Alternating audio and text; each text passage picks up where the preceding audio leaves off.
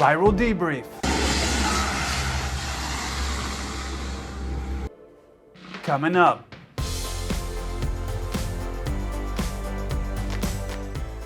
Hey 7-4 crew, welcome back. If you don't know me, my name's Kelsey. I'm a 747 pilot.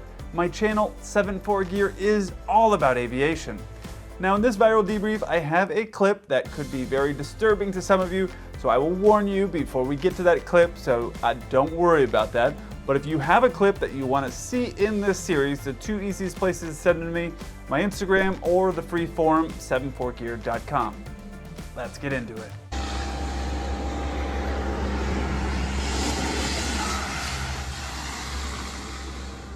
This is a really short clip, but there's actually a lot going on here. And those planes that you saw landing, those planes are used for firefighting. So from the perspective of the boat and the guys that are in the boat, this is my question. You just watched this flying firefighter land, and now you're clearly looking at another plane that's coming in to land for the exact same reason. These planes are coming in to land to get more water, probably because they're fighting a fire somewhere. But you're in your boat and you think, there's a gap here. I'm going to split the gap and I'm just going to shoot across this way where this other plane is clearly coming in to land. That would be a very hard plane to not see yellow and red up in the sky. You just watch one land, so you have an idea and you know that there's another one behind it, and you think, I'm just going to go ahead and make it across this way. And you didn't make it by very much. From the pilot's perspective, I'm not sure what the pilots are thinking either, because look how close this wingtip is to the boat. It's so close, I feel very uncomfortable. Something that reminds me of this is just a week or so ago, I was in Chicago. We were landing on the south side of the airport. We had to park on the north side. We asked like 3 times to go to the north side, but they wanted us to land there. So we had a really long taxi. Now I was sitting in the third seat, the middle seat, which means there was 2 pilots up there. I was sitting in the middle, and they call that the smart seat. You're responsible for making a lot of the different radio calls on the ground and just overseeing everything so people don't miss something. Because from back there you have just a better perspective of everything that's going on, and that's why they call it the smart seat. Well, we were taxiing along and we had to cross a service road. It's the road that they use at the airports for driving catering trucks and fuel trucks and all those things. So there's special roads for them, and then there's taxiways for us. Well, we saw one car that was parked there waiting, but out of the corner of my eye, I saw this truck kind of come around the corner, and he was going really fast. He was in a catering truck. And so I said to the captain, because it was on the left side, hey, this guy on your left, I don't think he's going to stop. And so we said, okay, we'll just keep going. Now, he was maybe 100 meters away as we were pulling up, and we were just closing in, getting closer and closer. And as we were pulling up, he goes, he's not going to stop. So as he came across us, which is not what they're supposed to do, they're supposed to give way to us, but he came across, seeing that there was another guy that was parked there, and the captain put on all the lights. We lit them up, and now you can imagine the 747 with all the lights on, it's really bright. So if he didn't know what he was doing before, he was really aware at that point as he drove across our path what was going on, that he made a mistake. But we stopped. We slowed down to let him go, because at the end of the day, us hitting him, even though it's not going to damage our plane very much, it's a little bit, but in this case, if that wingtip were to hit that boat, that'd be a lot of damage to the plane. It would be a lot of possible an accident for the pilots getting spun around like that, and then the people on the boat would be hurt. It's a lot, and they're coming into land like it's no big deal.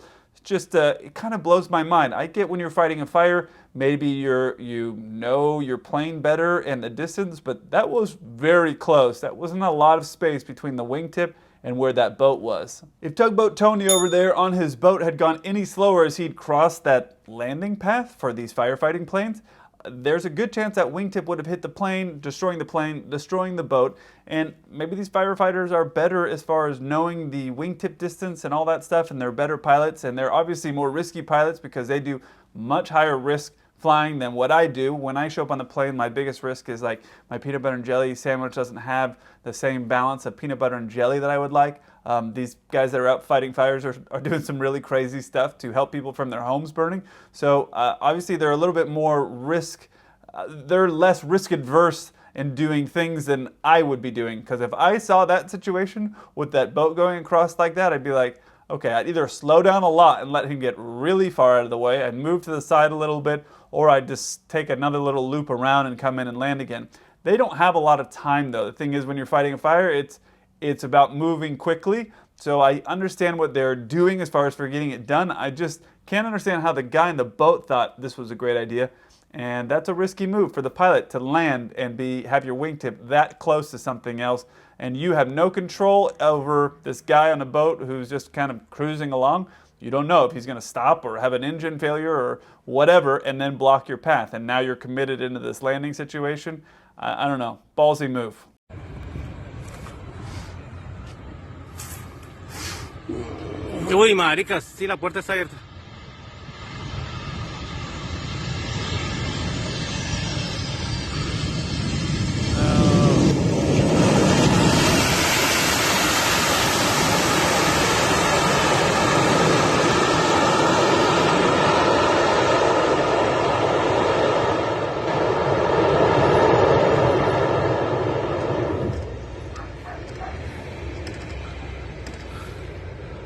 This looks like an older 737, and it's an airline that's based out of Bogota. I see them a lot when I'm flying out of Colombia. When I'm down there, you'll see them. They have a few different planes, and one of them are these older 737s. And I am familiar with doors opening up on the plane while I'm flying them. I've had it happen twice, just never on a 747. What's really crazy is if you look here right before they actually touch down, this door is wide open, meaning it's creating all kinds of drag on the plane because the air is actually getting shoved inside the plane as well. I mentioned before when I had a door open on two different aircraft. The first one was the first day of flight school on my multi-engine aircraft. I forgot to close the door hard enough, and when I didn't close the door hard enough, when we took off, the door opened. That was one of the first times that an instructor had used a real-life example to teach aviate, navigate, communicate. Like, fly the plane, the door's open, you're not going to fall out, just fly the plane, come back in around and land, not a big deal. But that aviate, navigate, communicate, that was one of the first times that I really was like, oh, I see why this is important, because I kept trying to close the door. There was no way that thing was going to close. And she just said, hey, don't worry about it. We'll just come back and land. It happens all the time. I don't know if it happens all the time because it only happened to me once. So that was my experience with that. And after that point, I always slammed my doors shut and verified before I went anywhere. So that's how it happened. First day on that plane. And then the first day on my very first charter that I was flying, the captain, there was a little door near the captain's side that would close, and he forgot to close that. And as soon as we rotated, that door flew open. So now my rule is, if I can get through the first day of flying without a door flying open, I feel pretty good about flying on that plane. And luckily, the first day flying the 747, no doors came open. Now, obviously, the crew had to tell the operations they were coming back in to land, or the ground crew was monitoring the frequency here, because there's all these people outside filming, so they know something's going on, and they're outside filming. And somebody in this group who's filming is going to be responsible for not having properly secured that door. How it works for me on the 747 is once all the loading is complete, I'll go down and walk the deck. If, let's say, there's just two of us, I'll go down and walk the deck, we call it. You saw it in that vlog video I did, and we walk the deck and verify all the cargo is properly secured. We verify that the door in the back is closed. We verify all the stuff.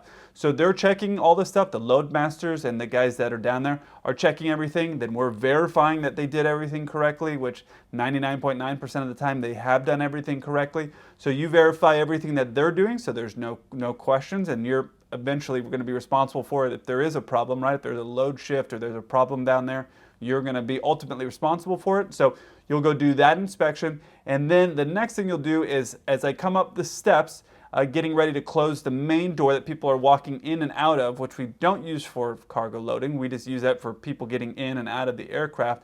They close that door, and I verify that that door gets closed. Now, we have sensors on the flight deck that let us know if the door's not closed, but I'd rather just physically watch that door close and get locked into place. They check it to make sure that it's all good, but I like to verify it. Like, why not just take the extra 2 or 3 seconds and watch that thing close, and then watch it kind of makes this little pop once it's really locked in.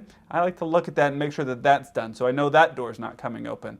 And so that's what we do, and we double check that. That's obviously not what happened here. Now, as a guy who's had 2 doors open in flight, I can tell you that the doors love to open as soon as you take flight. They don't want to open while you're taxiing around on the ground or any of that. They want to open as soon as you rotate and get up in the air, when it becomes impossible to fix the problem. And now it's possible that the pilot looked back there and thought it was secured. I don't know, that's a pretty big door to not have locked into place. but there would typically be a sensor that would say, hey, this door isn't properly locked. It's possible, though, that sometimes you'll have a sensor where there says, hey, you're not going to get a read back. This thing is broken, so you won't get any feedback. So now you really have to make sure that it's closed.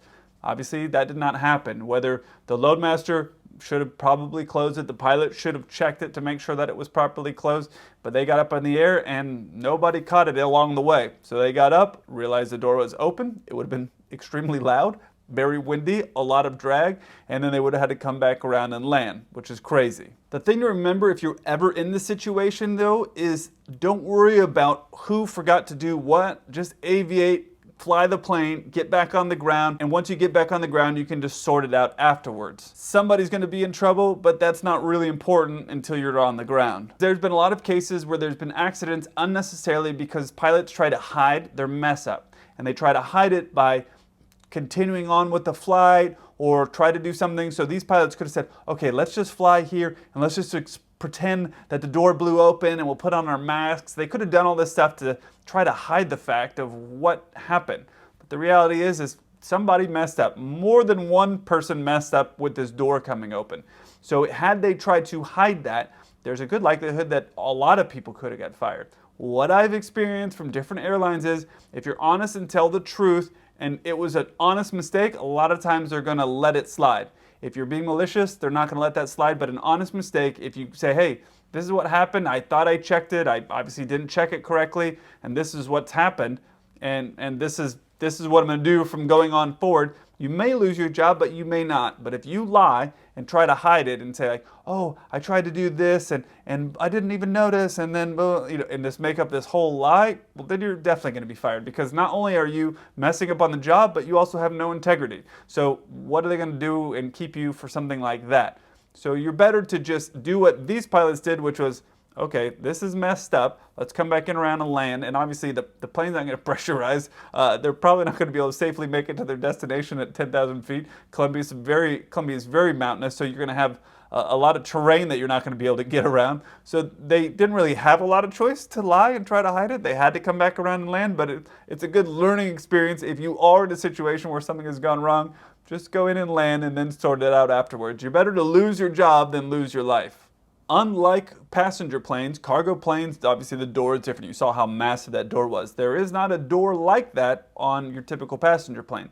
And the people who are responsible for securing the doors on a passenger plane, obviously is going to be your flight attendant. There's going to be someone on the outside who's going to close the door. They're going to check the seal to make sure everything's good. And then your flight attendants are going to be there. And usually there'll be two, and they'll both verify that that door is closed. And they will be sitting there while the plane is taxiing, and they'll be sitting there for takeoff. So believe me when I tell you, they're going to make sure that door is closed. Now let's just say, hypothetically, they didn't close the door. What would happen? Pretty much the exact same thing, except to be a much, much smaller door. You saw that plane flying, that was a 737, so that's a common plane that you'll see. And you saw that thing flying with that massive door open like that. Now, if you were back there as a passenger, it would be extremely windy, like being in a wind tunnel, but you would be fine, and the plane would come back around and land. So it just kind of shows you just how crazy things can go wrong on a plane and everything still work out okay. So if you were to be on a regular passenger plane and the door were to come open, you'd be able to fly around just like that. It'd be windy, you would be scared, you maybe need to change your shorts, but all around you'd be fine, and the flight attendant that was sitting up there would be very embarrassed as you got off the plane. Oh, this is the one. I almost forgot to tell you. If you hate spiders, you are not going to want to watch this video.